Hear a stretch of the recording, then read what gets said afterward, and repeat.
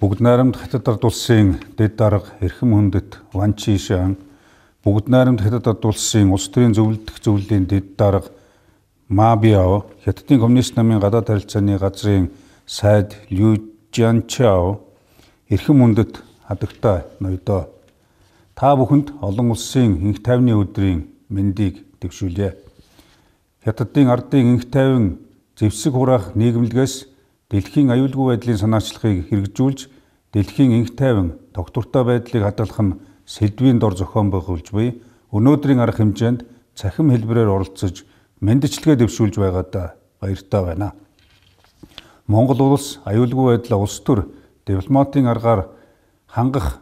энхийг эрхэмлсэн гадаад бодлогыг тууштай хэрэгжүүлж, дэлхий дахинд энх тайвныг цогцлоох, олон улсын аюулгүй тогтвортой байдлыг хангах зэвсэг хураах үйл ажиллагаанд өндөр ач холбогдол өгч, өөрийн хувь нэмрийг оруулж ирсэн бөгөөд дэлхийн энх тайван аюулгүй байдал зэвсэг хураах үйл ажиллагаанд дэмжлэг үзүүлэх зорилгын хүрээнд Нэгдсэн үндэсний байгууллагын ерөнхий ассамблеийн 47 дугаар чуулганы үеэр нутаг дэвсгэрээ цөмийн зэвсэггүй бүс хэмээн 1992 онд зарласны 30 жилийн ой тохиож байна.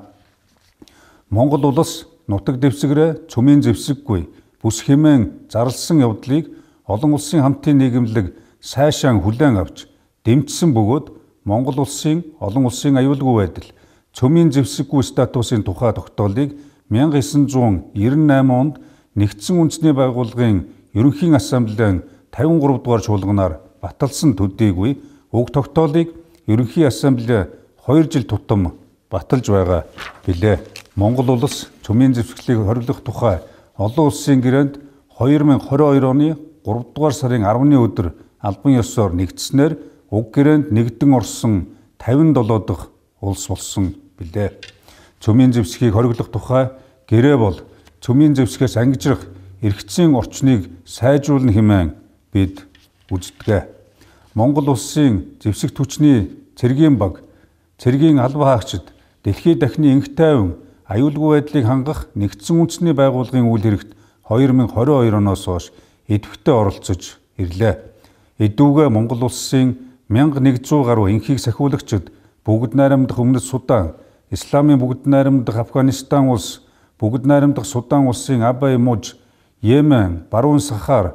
бүгд найрамд гарчилсан Конго улс зэрэг зэвсэгт мөргөлдөөний халуун цэгүүдэд Нэгдсэн үндэсний байгууллагын энхийг сахиулах ажиллагаанд үүрэг гүйцэтгэн оролцож байна.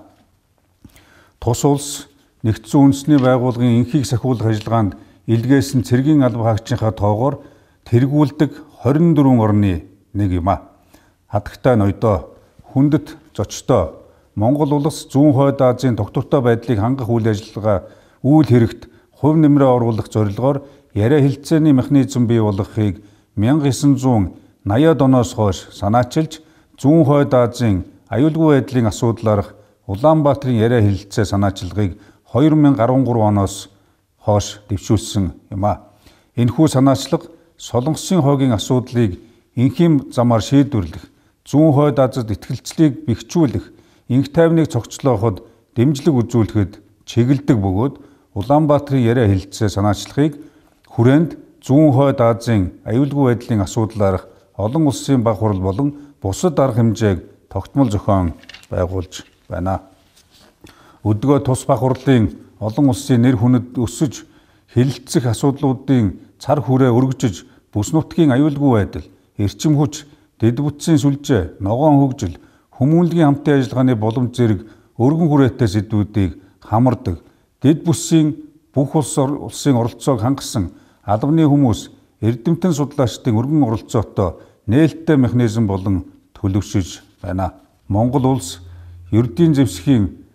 олон улсын худалдааг зохицуулах, өртсөн сэргийлэх, устгах талаарх олон улсын хамтын нийгэмлэгийн хүчин чармаалтыг тууштай дэмжиж, хууль бус зэвсгийн худалдаанд хяналт тавих, амлалтаа ногтлох зорилгын үүднээс 2013 оны 9-р сарын 24-ний өдөр зэвсгийн худалдааны гэрээнд гарын үсэг зурж, гэрээгээр хүлээсэн үүргээ, гэрээний зорилго, агуулгыг тууштай баримталж байна. Монгол улс олон улсын аюулгүй байдал, энх тайван, тогтвортой байдлыг хангахад Нэгдсэн үндэсний байгууллага голлог үүрэгтэй гэж үздэг.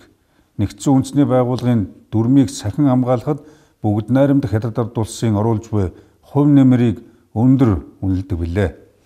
Дэлхийн хөгжил, инх тайван, аюулгүй байдлыг хангах хүрээнд бүгд найрамдах Хятад ард улсын дарга Ши Жинпиний дэвшүүлсэн даян дэлхийн хөгжлийн санаачлага, дэлхийн аюулгүй байдлын санаачлагыг манай улс сайшаан дэмжиж цаашид эдгээр санаачлагын зорилтуудыг хэрэгжүүлэх хүрээнд бодлогын харилцан уялдаа холбоогоо бэхжүүлэн хамтран ажиллахад анхааран ажиллаж байна.